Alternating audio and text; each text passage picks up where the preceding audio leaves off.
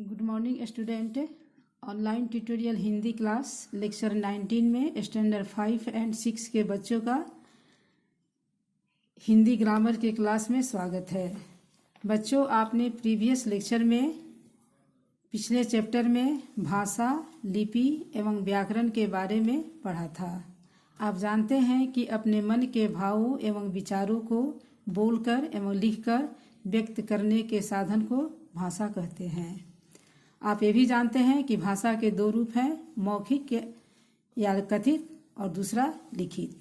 कभी कभी हम बच्चों सांकेतिक भाषा का भी प्रयोग करते हैं, लेकिन इस भाषा का प्रयोग केवल दैनिक जीवन में होता है।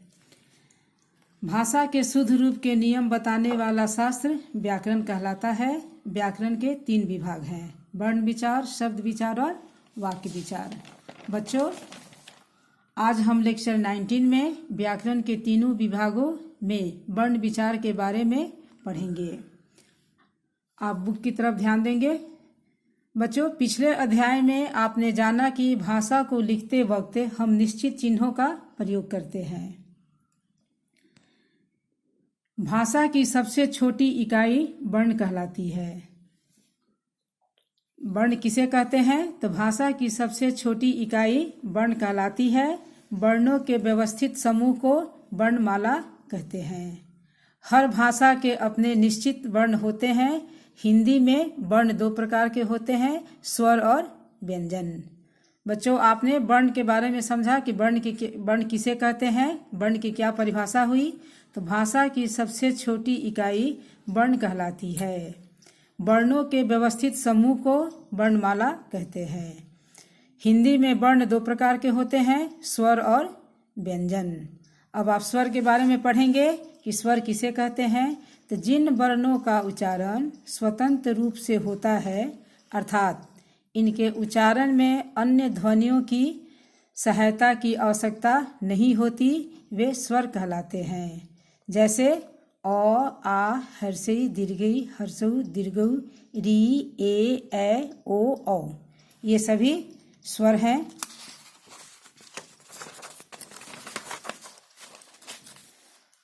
बच्चों, आप ध्यान देंगे, इनके उच्चारण करते वक्त, यानी इन स्वर वर्णों के, आपको अ, आ जो अभी आपने पढ़ा, इनके उच्चारण करते समय कह रहा है कि वक्त हवा बिना रुकावट के मुख से बाहर निकलती है।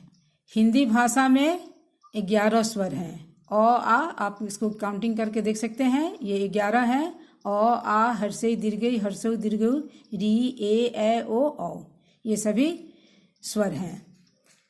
उच्चारण में लगने वाले समय के आधार पर स्वरों के भी 3 भेद हैं। उच्चारण में लगने वाले समय के आधार पर स्वर के भी 3 भेद हैं। बच्चों, आप जानेंगे कि अब स्वर के भी, आप वर्ण के बारे में जान गए कि वर्ण के किसे कहते हैं। वर्ण के 2 भेद होते हैं, 2 स्वर और व्यंजन। अब आप यहाँ स्वर को भी देखेंगे, इसके भी 3 भेद होते हैं, हर्ष स्वर, दीर्घ स्वर और प्लुत। हर्ष में होता है हर्ष स्वर, अ, ई, उ, री, ये 4 जो हैं आपके हर्ष स्वर हैं।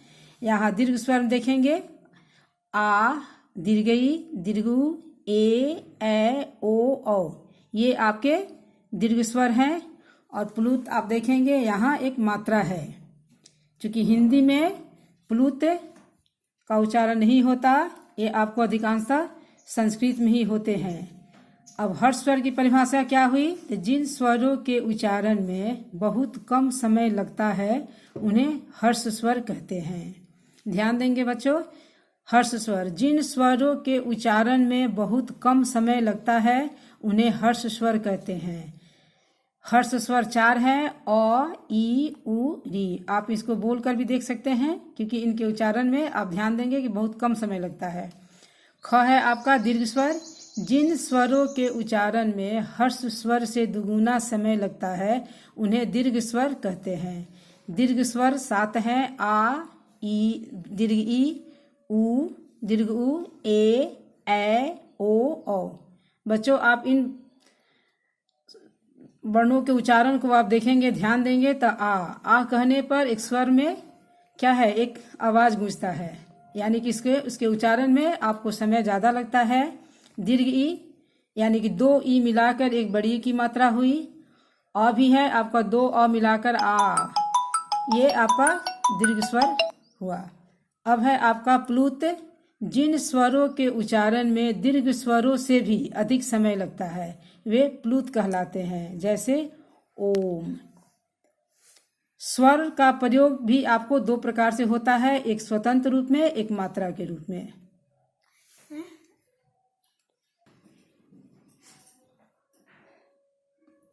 तो बच्चों, आपने ये जाना कि वर्ण किसे कहते हैं, वर्ण के कितने भेद हैं। स्वर वर्ण के बारे में आपने पढ़ा, तो स्वर वर्ण के भी आप 3 भेद है, हर्ष स्वर, दीर्घ स्वर और प्लुत। हर्ष स्वर के बारे में आपने जाना कि जिन स्वरों के उच्चारण में बहुत कम समय लगता है उन्हें हर्ष स्वर कहते हैं। अ, ई, उ, री इत्यादि ये सभी हर्ष स्वर हैं। दीर्घ स्वर, इनके उच्चारण में हर्ष स्वर से दुगुना समय लगता है, इसलिए ये दीर्घ स्वर कहलाते हैं। जैसे आप ध्यान देंगे आ, दीर्घी, उ, ए, ओ, औ। प्लुत है, इन स्वरों के उच्चारण में दीर्घ स्वर से भी ज्यादा समय लगता है, इसलिए ये प्लुत कहलाते हैं, जैसे ओम है। स्वर का प्रयोग 2 प्रकार से होता है बच्चों, ध्यान देंगे, एक स्वतंत्र रूप से, एक मात्रा के रूप में। स्वतंत्र रूप में स्वर का प्रयोग, जैसे आपका स्वर का प्रयोग मूल रूप में किया जाता है, जैसे आप अब, आइए, जाइए इत्यादि आपने देखा। यहाँ अ आपका स्वर है, आ भी स्वर है, यहाँ इसका होता है। लेकिन जब यह कर रहा है कि मात्रा के रूप में, लेकिन इसका प्रयोग, स्वर का प्रयोग मात्रा के रूप में भी होता है, जैसे अ छोड़कर प्रत्येक स्वर की मात्रा होती है। अ छोड़कर प्रत्येक स्वर की मात्रा होती है। व्यंजन के साथ स्वर मात्रा के रूप में आते हैं। बच्चों, आप ध्यान देंगे कि अ जब आप स्वतंत्र रूप से लिखते हैं, अ, आ, ये तो आपका स्वतंत्र रूप हो गया। लेकिन जब इसी का आप व्यंजन के साथ लिखते हैं तब यह मात्रा में हो जाता है, इसका प्रयोग मात्रा के रूप में किया जाता है। जैसे आप देखेंगे अ की कोई मात्रा नहीं होती, आ की मात्रा होती है। जैसे आप यहाँ देखिए, यहाँ अ की कोई मात्रा नहीं है, लेकिन इसके साथ अगर व्यंजन के साथ आप लिखते हैं तो क और म आप देंगे, सिर्फ क, अ, म, अ इसमें है। दूसरा आप देंगे आ की मात्रा, आ में बाल, ब में देखेंगे आप आ लगा, जब इसका स्वर व्यंजन,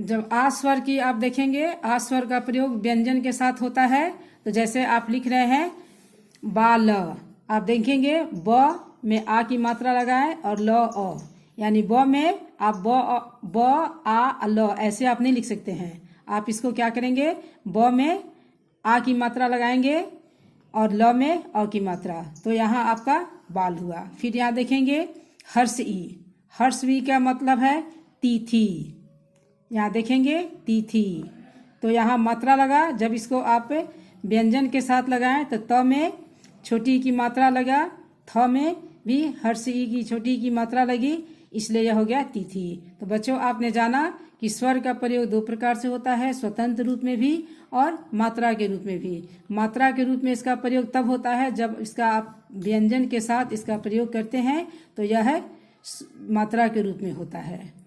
बच्चों, आज आपने इस क्लास में स्वर व्यंजन के बारे में पढ़ा। नेक्स्ट क्लास में हम आपको व्यंजन स्वर के बारे में बताएंगे। आज के लिए धन्यवाद।